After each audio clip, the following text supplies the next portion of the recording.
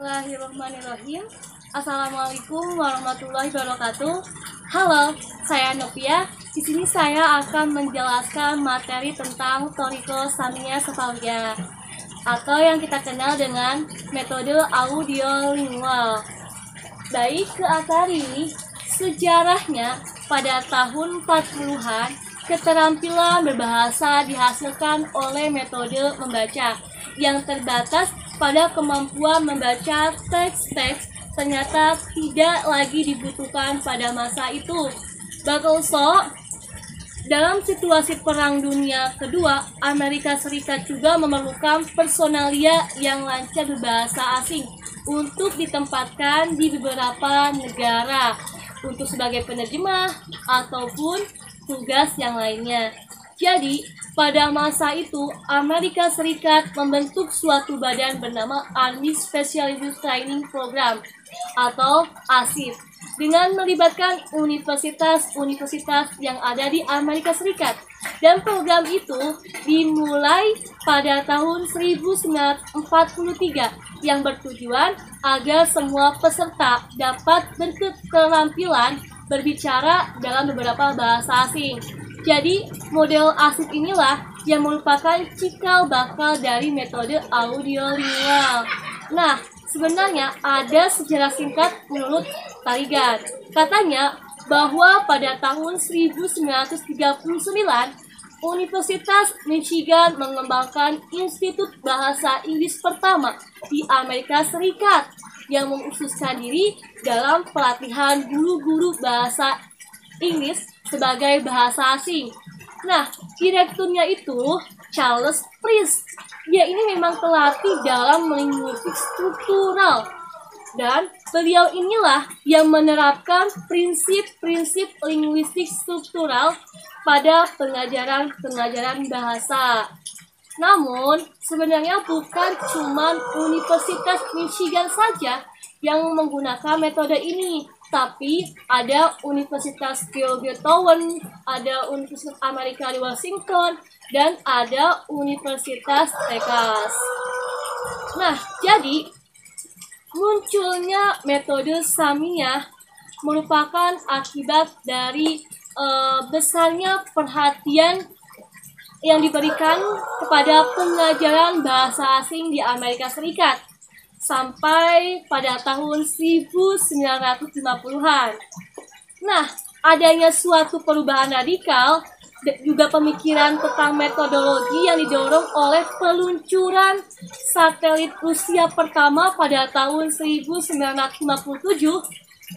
Maka dari situ, pemerintahan Amerika Serikat mengikuti perlunya upaya yang lebih intensif untuk mengajarkan bahasa asing untuk melindungi Amerika Serikat dari keterasingan kemajuan ilmiah yang dibuat oleh negara-negara lain. Baik, langsung ke paham atau pengertian ya. Nah, metode audiolingual atau metode Thorico Samia Cephalaria. Nah, metode yaitu berasal dari bahasa Yunani yang berarti methodos atau cara atau jalan yang ditempuh.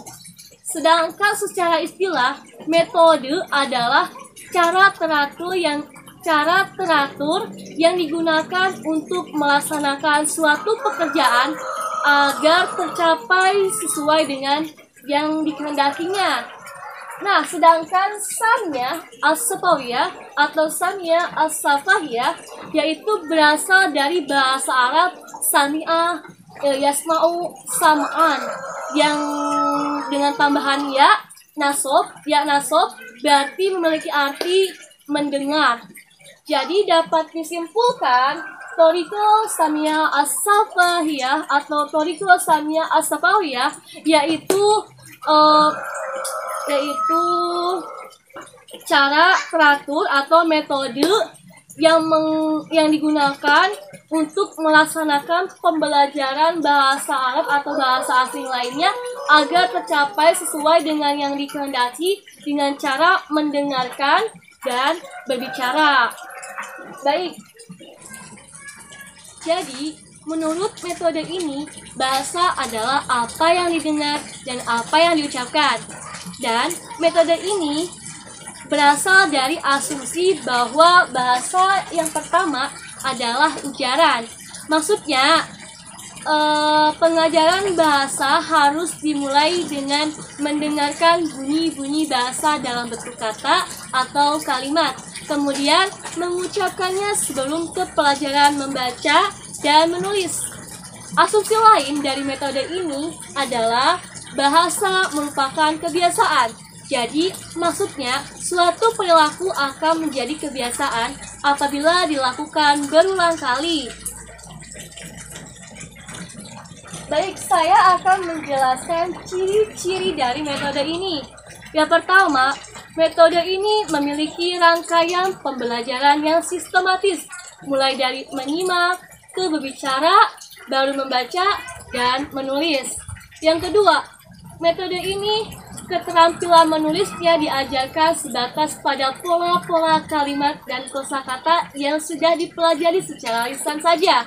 Yang ketiga, metode ini menghindari sebisa mungkin penerjemahan bahasa. Yang keempat, metode ini menekankan pada peniruan, hafalan, asosiasi, dan analogi. Yang kelima, metode ini penguasaannya pola-pola kalimat dilakukan dengan latihan-latihan pola yang berurutan, mulai dari stimulus, respon, dan reinforcement. Baik, kemudian akan saya jelaskan kelebihan dan kekurangan dari metode ini. Kelebihannya, yang pertama, para pelajar terampil dalam membuat pola-pola kalimat yang sudah didrill sebelumnya oleh seorang guru.